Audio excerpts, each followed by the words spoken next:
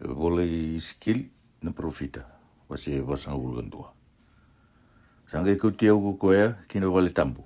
Kasaba rauta na duru. Kasandu iono na kiupiti na kena raramba. Kina tambana indua. Andu iono na kiupiti na kena raramba kina tambana kandua. Na kena raramba ni vale tambu sawa kakina. Ia na kena raramba ni katumba sa tini na kiupiti.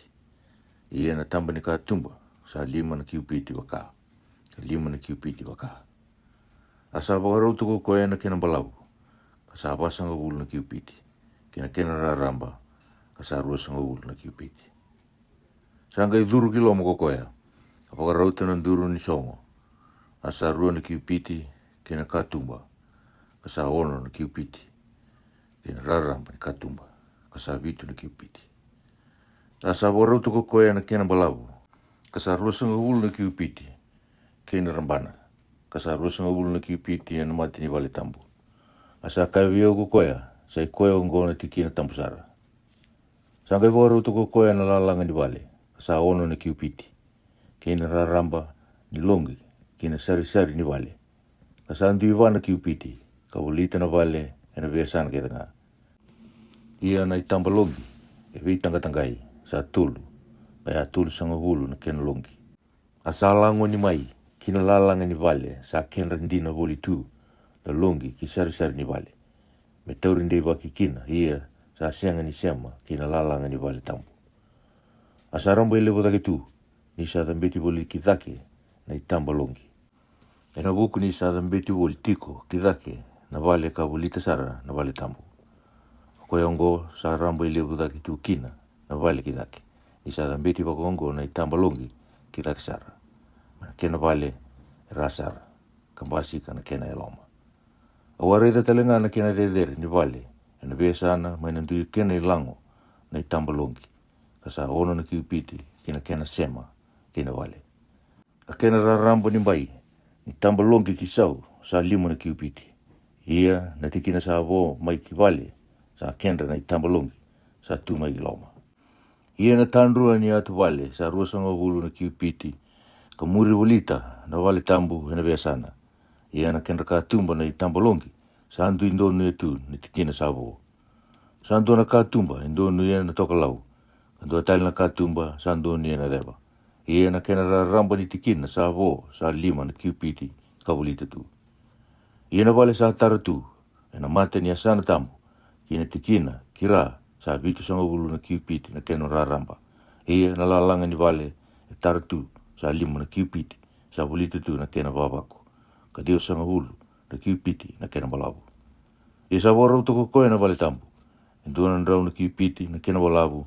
Kena asana tambu. Kena vale sa tara tu. Kena bimbai. Enduana nrau na kiupiti na kena balabu. Na kena raramba talanga ni mati wale. Kena asana tambu. Kena tu idake. Enduana nrau na kiupiti. Asa bagarau toko koe na kena balabu ni vale. E tara tu kandoni na asana tambu. Mainda kuna. Kena baranda waka. Kawaka. Enduana nrau na kiupiti. Kena vale tambu kiloma. Kena iduru ni loma ni bai. Kena duru ni songo. Kena katumba ngingo. Kena baranda indui volita na itamba longi. E tulu kandonia na katumba. Kambotani volitu ena kau. Maina ngele talanga kayala. Kena katumba lalai. Ia na katumba lalai. Sa lati tu. Kadobo ngori kindala ni katumba. Kayala sara kina vale tambu kiloma. E taunda ku talanga. Kamuria voli sara tu nambai.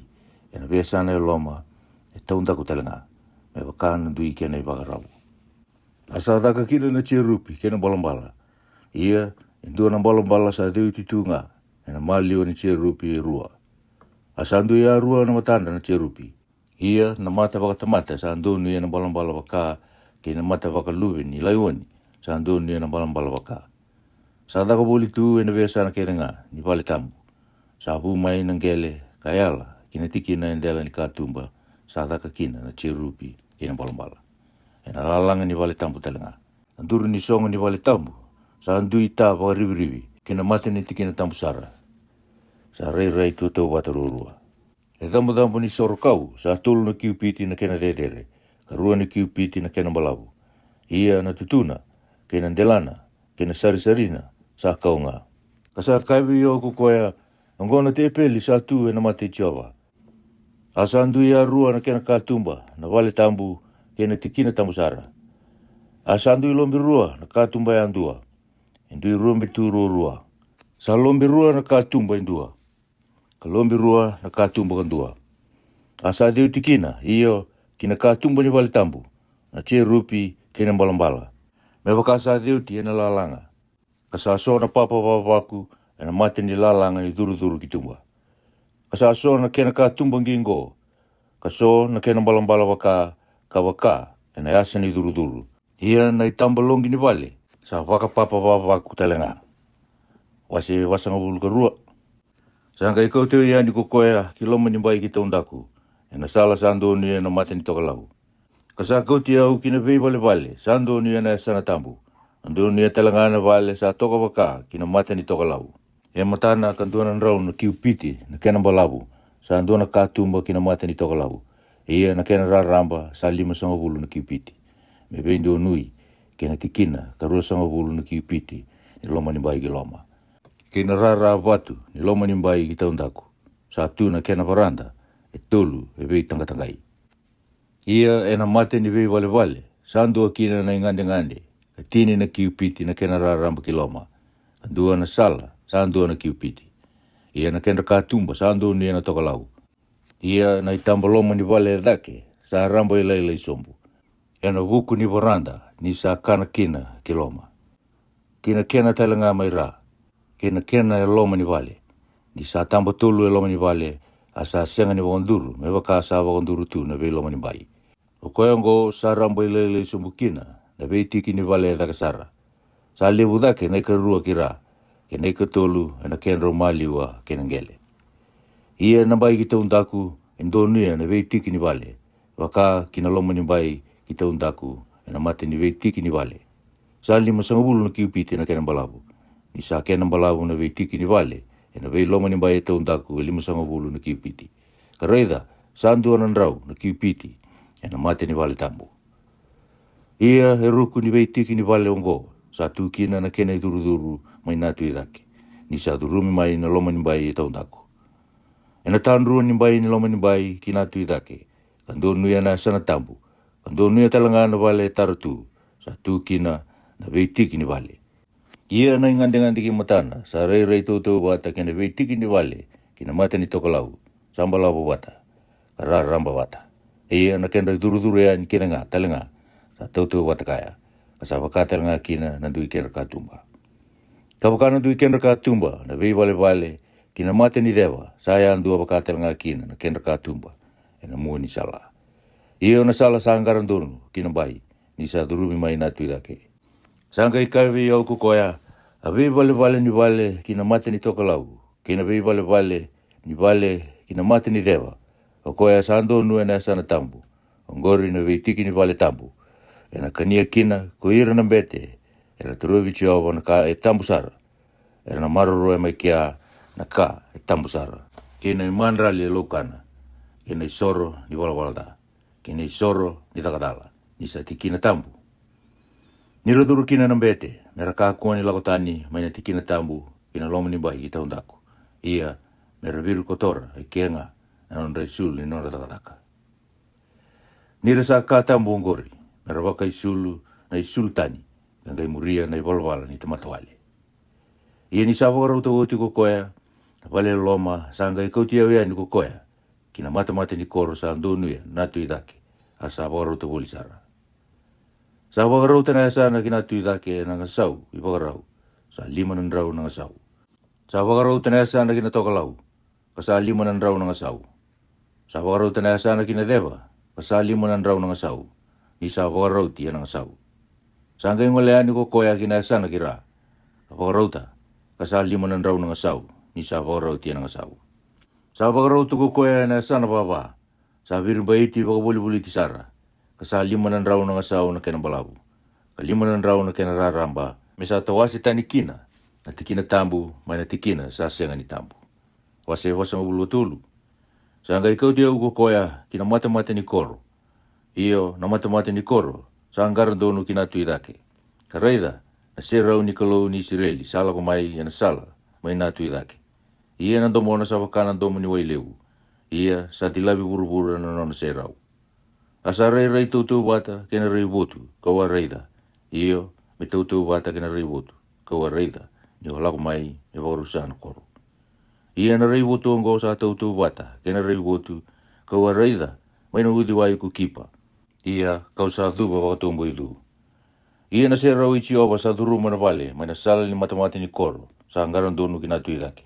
Asa tumberi au dhake na yalo, ka kauti au ki loma ni mbaya loma. Reida, sa dhuru osa na se rau ichi oba ina loma ni vale. Au angai rungo di koya, sa hosa vi au mai na loma ni vale. Ia sa andua na tamata kero sa tu watakaya.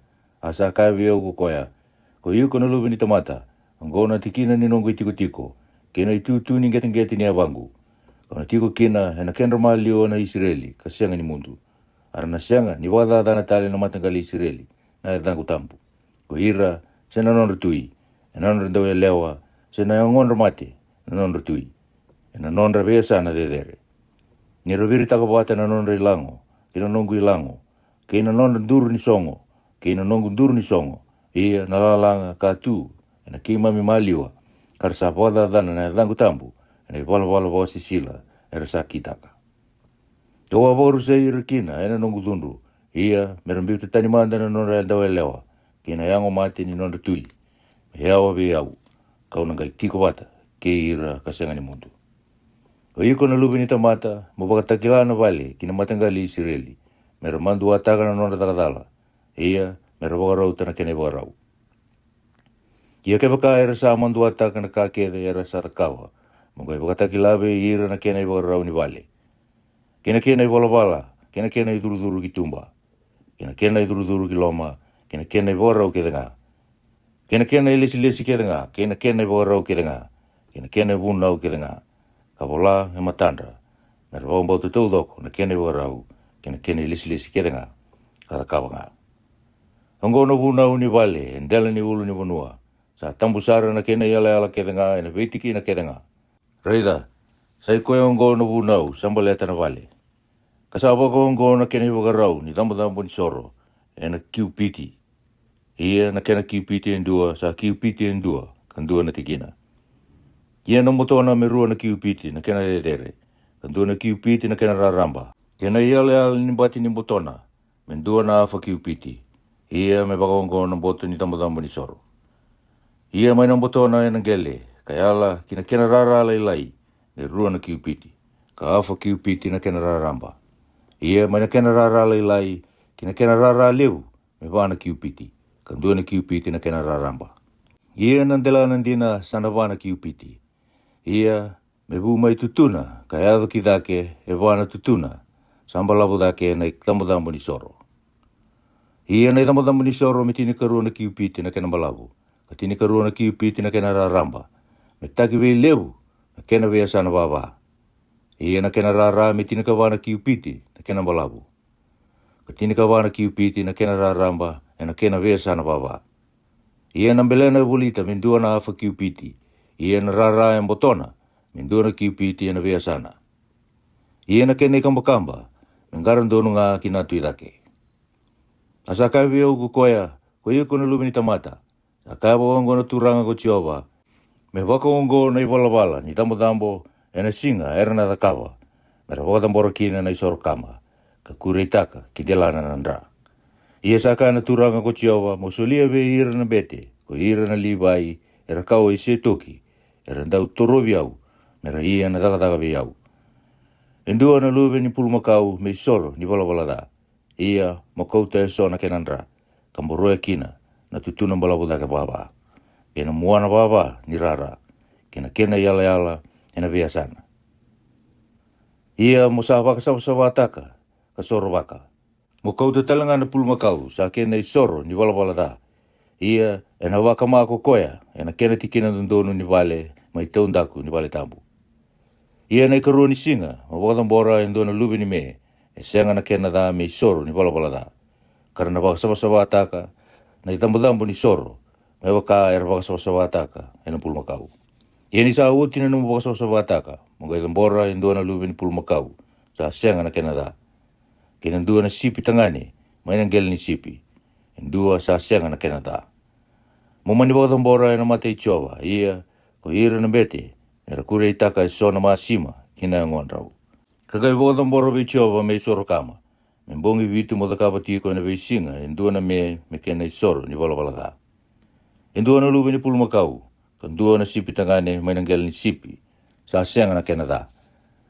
Kada kaba pakatala nga kina, membongi vitu merasoro wakatiko na itambo ni soro, kabaka sabasawataka, kabaka tambuira. Ia ni sa oti na membongi kaya kayado na ikawalu ni singa, merang kaya pakatambora tiko na bete na itambo ni soro, na numundo isoro kama, ila numundo isoro ni bibi na kati. Ia kau na bina kati kimundo sa kaya na turanga ko tiawa. Wase wasang ulo ba, sangka ikaw tiyaw tala ko koya kina mata-mata ni koro ni tikina tambu ito undaku sa anggaran dono kinatu idake. Kasasongo tu, sangka ikaw yaw ko tiyawa mata-mata ni koro ngo mesongo tu nga. Mekakuan indolabi, iya mekakuan dua na tamata me durukina. Nisa durukina ko tiyawa na kalau ni Israeli. O koya ngo na songo tu kina. Sanona na turanga, iyo na turanga, na tiko kina ko koya mekana manrai. Na mata ichova. Na duru mai ko koya na sala ni duru ni mata ni koro koya. Na sala talaga koya na duria ni kina kita utuba. Sangga ikau tiau ko koya na sala ni mata ni koro. Kina toka lau kina mati ni vale tambu. Ia kawa bagareida, kareida. Sa duru osa na vale ichova na serau ichova. Kau sangga idu bagatumbo idu. Asa kawe iau ichova ko iko na lubi ni tamata. Mo wakasara na lomamu mo reida na matamu. Karong oda na dalingamu na kakedenga. Kausa kaiwe iko na buku ni lesi kedenga ni vali Jehova. Kena buna u kedenga. Ka wakasara na lomamu ve ira era duru mai kina vale. Ke ira kede era lakotani mai na tikina tambu. Ia mo kaiwe ira na dautala indrendre. Iyo kina matangali Israeli.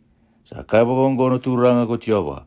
Me kena lebu ongo na no mundo e bala wakasisila ketenga. O ike mundo na matangali Israeli. Nindo wa kauti ramai na kaitani. Sa sianga ni dilibi na elondra. Ka sianga ni dilibi na ngondra. E mai tiko e na nongu tiki na tambu. Me pakatadana. Iyo na nongu vale. Nindo wa pakatambora tiko na nongu manrai. Kina uro kina ndra. Karsa pakatadana taka. Na nongu bela lati na buku ni no mundo e bala wakasisila ketenga. Ia ndo asianga ni takabandina na takataka ni nongu ka tambu. Ia ndo alisia na tani. Na waka itavi na nongu tiki na tambu. Me ke mundo isusomi. Saka wakongo na turanga ko Jehova. Me kakua endua na kaitani. Sianga ni dilivi na yalona. Ka sianga ni dilivi na ngona. Me duruma na nongu vale tambu. Iyo endua ve ira na kaitani. Sa tiko wata ke ira na Israeli. Ia ko ira na Livai. Sara lako baka yao tani ve yau. Nira sa lako sese na Israeli. Ka lako sese tani ve yau mera muria na nonra matakau. E na baleti iran dina nga na nonra takatala. Ia era na tiko nga e na nongu tiki na tambu me ia na bengarabi. Me pakatawa na mata ni kor ni vale. Kangaraba na vale. Era na pakamatia na isoro kama. Kina nonra isoro na tamata. Karana tu e matandra merang garabira. Kanira sa garabira e na mata ni nonra matakau. Kapakatalai ira na matanggali Israeli. Okoyongo kausa andula katakikina na lingangu ve ira. Sa kaya na turanga ko Jehova. Kanang baleti ira nga na nonra takatala. Karena sianga ni tormai ve yau. Ia ve yau na itabe wakambete. Sa toroba indua na nongu katambu. Na itikina tambu sara. Ia enakani ira nga na nonra mandua. Kina nonra iwala wakasisila era kitaka. Ia kauna lesi ira mera ia na takataka ni vale. Mera ia na kena dau bengarabi kedenga. Kena kakede saan dau takakina. Ia koera na bete na Livai. Era kawa i setoki. Sara na waka itabi tunga. Ena takataka ni nongu tiki na tambu. Ena ngauna era lako sesetani ve yau. Ko ira na Israeli. Ko ira nga era na tormai ve yau. Mera ngarabi yau. Karana mai tue matangu. Mera wakatambora ve yau no uro. Kenan ra. Sa kaya na turanga ko Jehova. Iyo sa ira nga. Era na duru mana nongu tiki na tambu. Katoroba na nongu tepeli. Mera ngarabi yau kina. Ara na waka itabi. Ena nongu takataka. Ia nira sa duruma na mata ni koro. Kina loma ni mbai e loma. Mera waka isulu ena isulu lini eni nga. Mera kakua ni waka isulu. Ena kutika ni sipi. Nira ia na taka ina mata ni koro ni loma ni bai i loma sara tanga. Mera baka isala line ni nga. Ka mera baka taru sia se leka ina line ni. Mera kakua ni volda ve ira indona ka. Era nang buno akina. Ia ni ruduriani kina loma ni bai kita undaku ve ira na tamata. Era ngai luwata tani na non rai sulu. Era ia kina na non rai tabi. Ka viri noda ina veiti kina tampu. Ka mera ngai baka isulu ina isulu tani. Mera kakua ni baka tambu ira na tamata ina non rai sulu. Ia mera kakua ni tasia na ulunra. Ka me kakua ni malawu na ndrau ni ulunra. Ia ni rakotiba. Rakotiba wawinaka. Me kakua talangai ngunu wai ni ndua na bete. Ni sa dhuru kina loma ni bai ki loma. Ia mera kakua ni veo tini kaya. Indua na yanda. Sindua sabi imbiu kena utina. Me sa baka wati nga. Kina ngone leo nga sa kawa ni matanggali Israeli. Sindua na yanda. Kawatina indua na bete sa mate. Ia mera baka uli dhira na nungu tamata. Ni sa ndua tani na ka tambu. Kandua tani na ka sa asenga ni tambu. Kandua tani na ka sawa-sawa.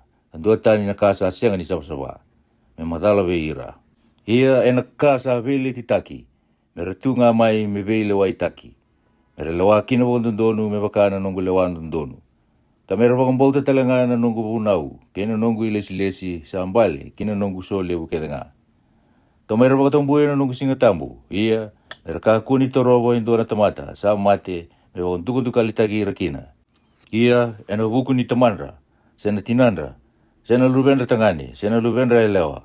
Sena tedindra. Sena ngani endra sa asenga ni baka wati. Sa tara mera baka ntuku litaki ira nga kina. Ia ni sa baka sawa-sawa taki oti kokoya. Sana baka tambu iti kumbongi vitu. Ia ena singa sa dhuru tali kina kokoya kina tikina tambu. Kina loma ni bai ki loma. Ia na nona itavi na tikina tambu. Ngai baka laboro kokoya na nona isoro ni bala da. Sa kaya na turanga ko Jehova. Ia sana dua na non rei bota-bota. Ko iau na non rei bota-bota. Dau kaku ni sulia ve ira indua na bota-bota vanua e Israeli. Ko iau nga na non rei bota-bota. Era na kania na imandra li laukana. Kena isoro ni bala da. Kena isoro ni takatala. Kena kakede. Saba katambori mine Jehova e Israeli na non nga. Ia menonda talangana bete. Na betana kede ni siebu kede. Kena kakede nga. Kena imandra li kede ni buata kede. Ena no mundo imandra li kede nga. Kena bete ni no mundo umandra roka kede. Mundo sulia nga buana bete. Me watonaka ko koe na no mubale. Me wakalunga tataki kina. Mera kakua ni kania ko ira na bete. Indua na kasa mate wale nga. Se ndresu laki. Se manu huka. Se manu ni vanua. Wase wasang ulga lima. Ia ni dau sabotana vanua me baka itau ki itaki. Dora watambuea indua na tikina me siebu be Jehova. Me wata tambu ni vanua. Na kena balabu me rua na omba ka 5 na undolu na ngasau. Kena raramba me 2 na omba na ngasau. Ena tambu na tikinongo ena kena yala keda nga. Ena vea sana. Ena tikinongo me 2 na sana tambu. E 5 na ndrau na kiupiti na kena balabu. Ka 5 na ndrau na kiupiti na kena raramba. Kataki vei levu na vea sana. Kami 5 sanga bulu na kiupiti na kena imbili ena vea sana. Ia mana tikinongo mabawa rauta. E rua na omba ka 5 na undolu na kena balabu. Ka 2 na omba na kena raramba. Kami 2 kiloma na vale tambu. Iyo. Na ya sana tambu sara. Ai wata tambu ni vanua me sa nonra na bete era baga itavi. Ena vale tambu. Era toro mai merangara vi Jehova. Ia me tiko ni nonra vi vale ko ya. Ka 2 na tikina tambu me tikina tambu sara. Ia sa rua na omba ka 5 na undolu na kena balabu. Ka 2 na omba na kena raramba. Me nonra talangana livai era baga itavi na vale. Era tau kena baga ira me itutu di vale. E rua sanga bulu. Ia na wata ni koro. Mondou sulia. Me 5 na undolu na kena raramba. Ka rua na omba ka 5 na undolu na kena balabu. Indoni ia na isebu tambu. E nonra keda ngana matanggali Israeli. Me nona talangana turanga indona wata kina sana baka kawaka ni isebu tambu. Kena wata ni koro. Me ndonu ia na isebu tambu. Me ndonu ia talangana wata ni koro. Me tekebu mana sana era. Kaya sara kira. Me tekebu talangana mana sana edake. Kaya sara kina tu edake. Ia na kena balabu me ndonu ia indona wata. Ka tekebu mana kena yala. Mai ra kayala. Kina yala kidake. Sana tunga ina vanua. Nona wata i Israeli. Ia ko ira na nungu tamata turanga mera kakua. Di bora rau tagi ira tale. na nungu tamata. Ia me rasulia na bunua ve ira na matangali Israeli, me waka na ndui nonda ve matangali. Sa ka bagongo na turanga ko Jehova, me rauti ke mundo umanda, o ke mundo na turanga ni Israeli. Dombiu tatani na ibala kukoa, ke na ve wakatadani. Ia mundo takawa na kabinaka kan ndununga, me oti sarana na mundo bakasora ratakira na nungu tamata. Sa ka na turanga ko Jehova. Ndo bagamutanga na ibagarau ni bimbi ndondonu. Ke na efa ndondonu, ke na pada ndondonu nga. Na efa ke na pada, me sa ibagarau watanga. Indua na pada sa kene katini ni indua na omeri, kandua na efa sa kene katini ni indua na omeri. Na omeri nga sa na kene ibagarau wiki mdou. Ia na sikeli, sa rauta e rua sanga bulu na kera. Na sikeli e rua sanga bulu, na sikeli e rua sanga bulu kalima. Na sikeli e tini kalima. Misa andui no mundo umane nga koya. Na imanrali ndo na bora me bakatuango. Na ika ono ni ndua na efa, may na omeri witi ndua. Na ika ono talanga ni ndua na efa, mundo usulia mai na ndua na omeri parile. Ia na kasa lesi, e na buku ni waiwai, na pada waiwai.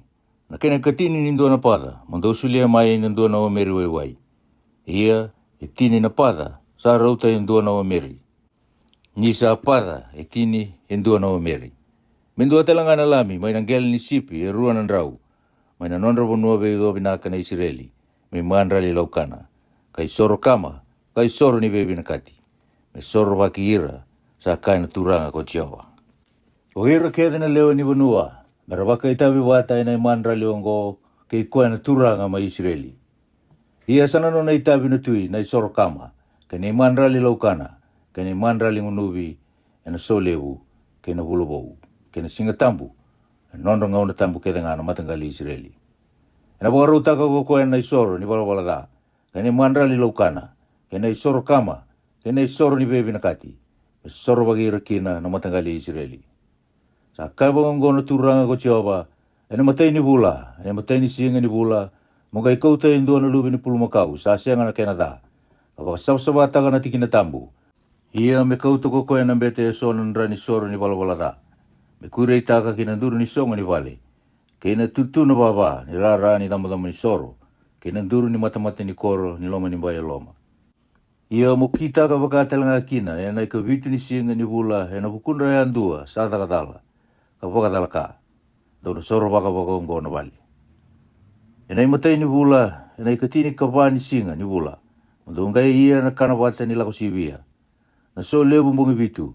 Misalau kana kina naman rai sa siya nga ni bakalibeni. Ia na turanga mga ibakarutaka, en singa ko ya, en bukuna kaya talanga, na leo ni bunua, en dua na pulumakaw, may soro ni balawala. Ia may bakarutaka ko kaya na bibongi vitu-vitu, ni so lebu may soro kama Jehova. Vitu na pulumakaw ka vitu na sipitangani, e siya nga na Canada. En na singa yan dua kami bongi vitu.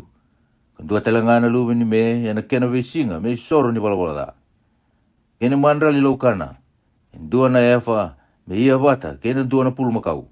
Kandua na efa me ia bata. Kena dua na sipitangane. Katini na paindi waiwai me ia bata. Kena dua na efa me na waru taka kukoya. Ena ikavitu ni bula. Ena ikatini kalima ni singa ni bula. Ena kena so leo kumbongi vitu. E kita ka baka talaga kina kukoya. Me baka na isoro ni balabala da. Ka baka na isoro kama. Ka baka na mandrali laukana. Kawaka na waiwai. Wasi wasang ulu ono. Sa kaya bagongo na turanga ko Jehova. Mata-mata ni koro ni loma ni mbaya loma. Sa dunia na tuidake. Misongo tu ena bungi ono sa ia kina na takataka. Ia menga indolabi ena singa tambu. Kamendola talanga ena singa ni bulubou. Ia miduru mai na turanga mai na sala. Ni duru-duru ni mata-mata ni koro koya. Mai tau tuba. Mai tuko koya. Mai na duru ni mata-mata ni koro. Karena takabo na beti na nona isoro kama, kina nona mandrali ni bebi nakati. Kami lutu tigo kokoya, may na ilango ni matamati ni koro. Menga isuka ya ni kokoya. Ia me kakua ni songo na matamati ni koro. Me kabi manda kanga isongo. Mera may lutu talanga guira na leo ni bonua. May nakatumba ni matamati ni koro ngo. Ena mata Jehova, ena besi ngatambu, kina bebi bulugo. Ia na isoro kama, ena wakatambora na turanga Jehova, ena singatambu. Me ono na lami sa sianga na Canada, kandua na sipitangane sa sianga na Canada. Kene mandrali laukana, indua na efa, me ia wata kena ndua na sipi tangani. Ia na kena mandrali laukana na lami. Me waka na ka, sarau mesulia. Katini na paindi wai, me ia wata kena ndua na efa. Ia ena singa ni vulu vou, me ndua kina na lewa ni pulu makau. Sa sianga na kena da. Ka ono na lami, ka ndua na sipi tangani. Me sa sianga na kena da. Ia me ia wata indua na efa, kena ndua na pulu makau. Kandua na efa me ia wata, kena ndua na sipi tangani. Me warutaka kokoya me mandrali laukana. Kena kendra na lami, me wakana ka sarawata kokoya. Katini na paindi wai, me ia wata, kena ndua na efa.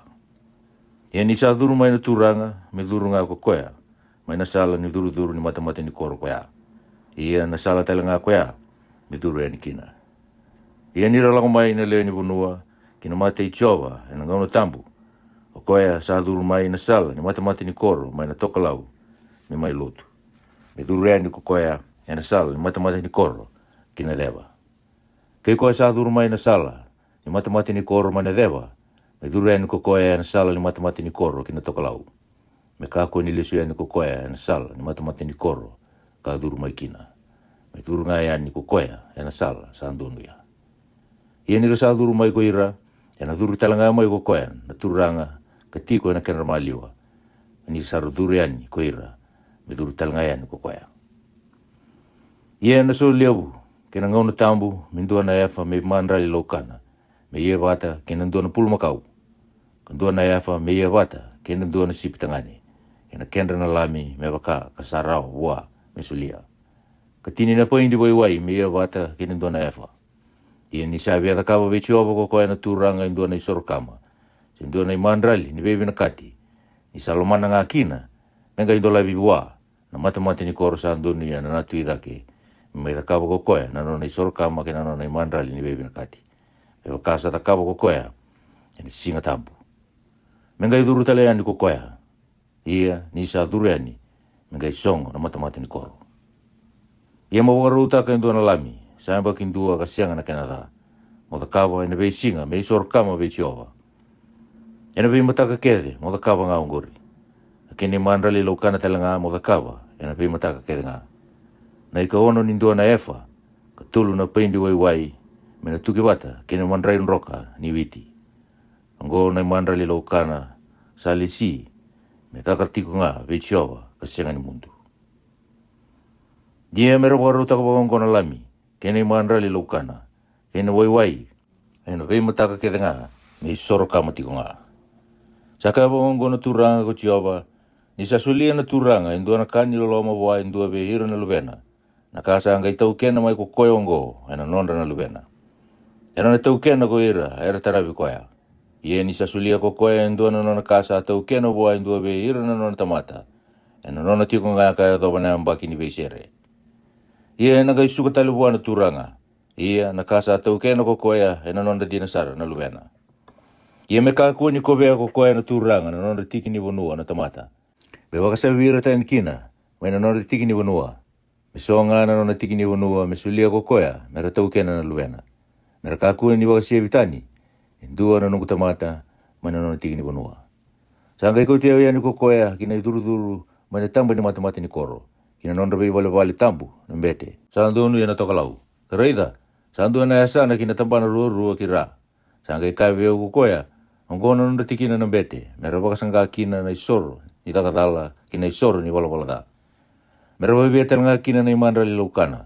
Mera kakua ni kauta kina lomo ni bai ki taundaku. Me wakatambu ira kina na tamata. Sanga iko te uyani kukoya kina lomo ni bai ki taundaku.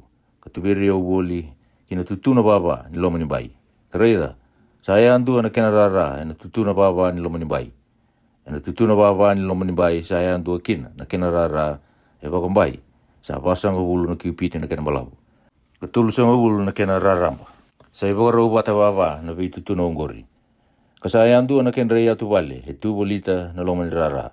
Sa tu bolita wawa ungori. Kaso na iriri, e dakatu, e na ruku ni atu vale, me bolita. Sanga ika veo kukoya, ongo na nonda tikina, na dau baka sasanga. Na nonda erandau ngarawa na vale tambu, mera baka sanga kina, na nonda isoro, na tamata. Wase wasanga bulu bitu. Sanga ikau te utale kukoya, kina ka tumbo ni vale. Ka reida sandu ana wai sanda veani maina ruku ni lango ni vale waka kina tu idake. Ni sandu nuia na tu idake na mate ni vale. Ia na wai sanda visombu maina ruku ni vale maina tambana kina imatau. Maina yasa ni tamadambo ni soro kina dewa.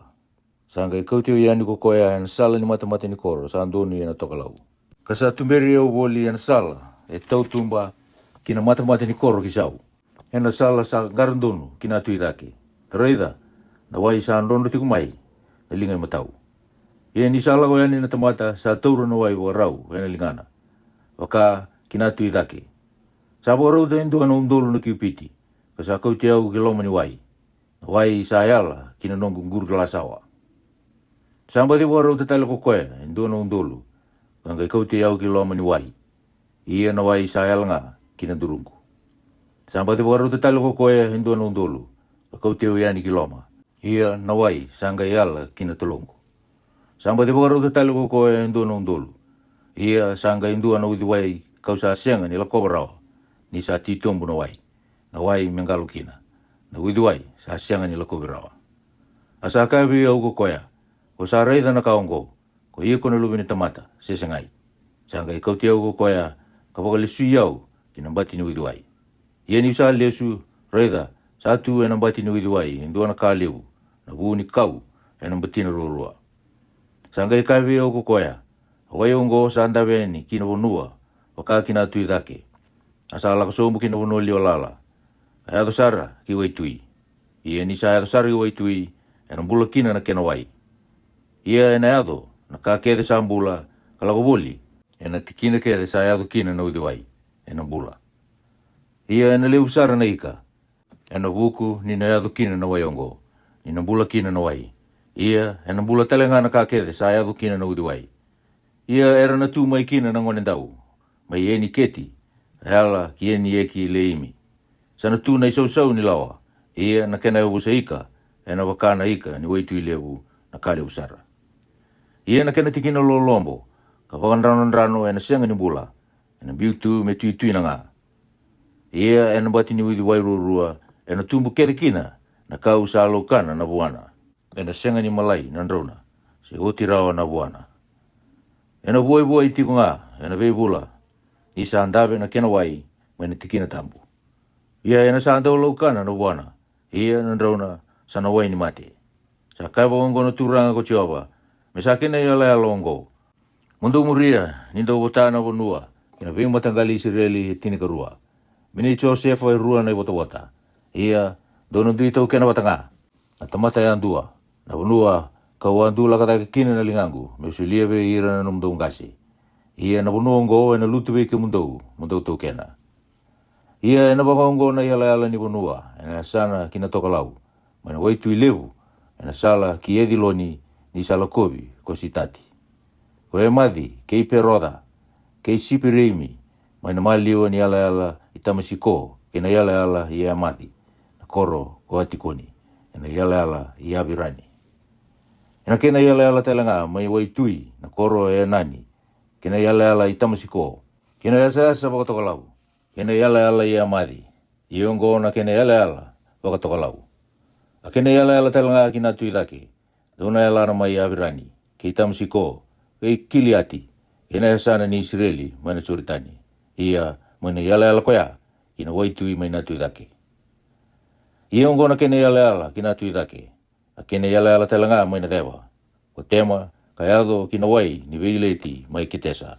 Mana udi wai kayala kina waitui levu. Iongo na kena yala waka kina dewa. A kena yala telanga kira. Waitui levu mana yala koya. Kayala sara kia mati. Iongo na kena yala kira. Ia dono botana unongo wakati kikimundo na vimatangali Israeli. Ia na waka ongo. Dono ia na waka wirumendingi. Ena wunua mundu tau kena wakati kikimundo. Ke ira na bulangi artiko kikimundo. Sara na paulu veni ena kimundo maliwa. Ia mere tau bata kuira kikimundo na Israeli. Ndo sai tau ke indina. Mere tau ke bata kikimundo na vimatangali Israeli. Ia na non reitavi. Na matangali sa tiko kina endo na bulangi. Mere sulia wa. Na nona i wata wanua tau kena. Sa kaya na turanga ko tioa. Wase wasa ulo walu. Sa wagongo na dandra na vimatangali. Maina yala ala waka kina toka lau. Kamuria na barawi, yana sala ki ediloni. Ni sala koe koe madi, kina koro koe nani, kina yala ala itamisi koe waka kina toka lau. Kaya ala kita ikan tua, mai madi, yana nona yala ala ongori kina tuidake, kira telenga. Sana ni tani, tapi tarawi kina yala ala ni tani, mana sana mai na tuidake, kaya ala kina sana kira. Sana ni asiri. Kabi tarawi kina yala ala ni asiri, mana sana mai na tuidake, kaya ala kina sana kira. Sana ni nafitalai. Kabi tarawi kina yala ala ni nafitalai, mana sana mai na tuidake, kaya ala kina sana kira. Sana ni manasa. Kabi tarawi kina yala ala ni manasa, mana sana mai na tuidake, kaya ala kina sana kira. Sana ni Efraimi. Kabi tarawi kina yala ala ni Efraimi, mana sana mai na tuidake, kaya ala kina sana kira. Sana ni Rupeni. Kabi tarawi kina yala ala ni Rupeni, mana sana mai na tuidake, kaya ala kina sana kira. Sana ni Juta. Ia kabi tarawi kina yala ala Juta, mana sana mai na tuidake, kaya ala kina sana kira. Sa kena sebu ni bunua mundu sulia. Rua na wamba ka lima na undolu ng sau na kena raraba. Kena balabu me tau wata, kena dua na ibota-bota. May na sana, may na tuida kagayala, kina sana kira. Ia na tikina tambu, na tusar nga kiloma. Na sebu undolu sulia me ne chioba, me rua na wamba ka lima na undolu ng sau na kena balabu. Kena raramba indua na wamba. Ia na sebu tambu ongo na nondra ng bete. Kena balabu baka kina toka lau, rua na wamba, kalima na undolu. Kena raramba kira, indua na wamba. Kena raramba kina tuidake, indua na wamba. Kena balabu kina dewa, rua na wamba, kalima na undolu. Ia na tikina tambu choba, me tusara nga kiloma. Ena nondra ng bete na tikina tambu ongo, kuira na lube siya toki. Sana bagay tabi tiko nga ina nungu takataka.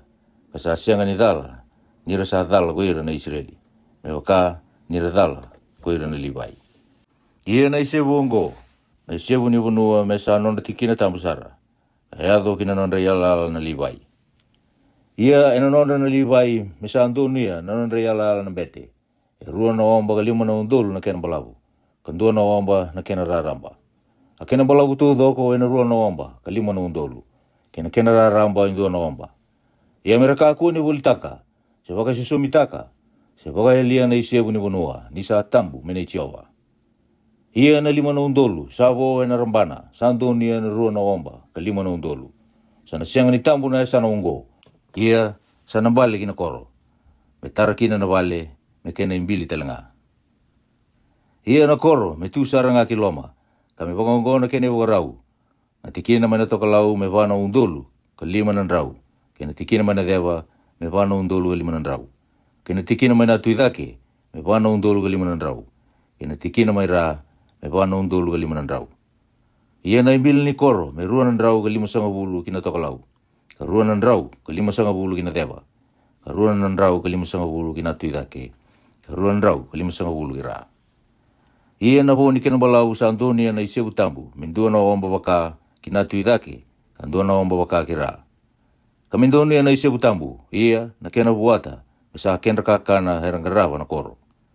Ia mera baka itabi kede, ena benga rabi ni koro, o ira na benga matanggali Israeli. Isebu tu doko, ena ruan na wamba kalima na undolu, ruan na wamba kalima na undolu. Metaki lebu na biasana, ni sebu ndau na sulia, kena ibota-bota ni koro. Ia na kena boni sebu tambu. Kena ibota-bota ni koro. Ena nona na turanga. Waka. Mendoni ya rua na wamba kalima na undolu na sebu. Ena kena yala kina tuidake. Mendoni ya talaga kira rua na wamba kalima na undolu. Kina yala kira. Sa andoni ya na ibota-bota ni tui. Ia sana kena sebu tambu kaya. Ia na sana tambu ni vale sana tu saranga kiloma. Ia na tikina kindaku ni nonra ibota-bota na Libai. Kena ibota-bota ni koro. Sa tu mai kiloma. Ni nona na tui. Ena maliwa ni ala ni Juta. Kena ala ni peni chamini. Ena nona na tui. Ia na kenra boni be matangali. Mana sana mai na tui take. Kaya ala kina sana kira. Mini peni chamini. Kawi terawi kena ala peni chamini. Mana sana mai na tui take. Kaya ala kina sana kira. Mini Simeoni. Kawi terawi kena ala Simeoni. Mana sana mai na tui take. Kaya ala kina sana kira. Mini Isakari. Kawi terawi kena ala ya sakari. Mana sana mai natu dake kala kina sana kira. Mini Sepuloni. Kawi terawi kena ala Sepuloni. mana asana, mai natu dake ka ala kina asana ki rā, mene i kati. Whawita rawi kina ala i kati, mana asana waka dewa, mai na dewa, me sa kina ala mai tema, kina wai ni veleti, mai ke tesa, kina uidi wai ka ala sara, kina waitu i leu. Ongo na wunua, mundo wata me ndui nonre wata, na vima tangali Israeli mera tau kena. Kasapa ongo na nonre wata, sa kai na turanga ko Jehova. Ia sapa ongo na ala ni koro ena sana, kina toka lau. E wano undolu ka lima na ndrau na iwakarau. Ia na matamati ni koro, e na wakatukai e na dhandra na matangali Israeli. E tolu na matamati ni koro, mendoni e na toka lau. E ndua na matamati ni koro i Rupeni. E ndua na matamati ni koro i Juta. E ndua na matamati ni koro i Livai. Ia mana sana kinatu i dhake, e wano undolu ka lima na ndrau. Ka tolu na matamati ni koro. E ndua na matamati ni koro i Josefa. E ndua na matamati ni koro i Benjamini. E ndua na matamati ni koro i Tani. E na sana tala ngā kina dewa, e wano undolu ka lima na ndrau. Na iwakarau. Ka tolu na matamati ni koro. E ndua na matamati ni koro i Simeoni. E ndua na matamati ni koro i Isakari. Ka ndua na matamati ni koro i Sepuloni. E na sana kira, e wano undolu ka lima na ndrau. Kina nondra matamati ni koro i tolu. E ndua na matamati ni koro i Kati. E ndua na matamati ni koro i Asiri. Ka ndua na matamati ni koro i Nafitalai. Nisa wau buli tana koro sa tini ka walu na undolu na kena iwakarau. Ia na yada ni koro mai na singa ko ya. Ko Jehova sama. Sa tiku mai kina ko Jehova. Amen.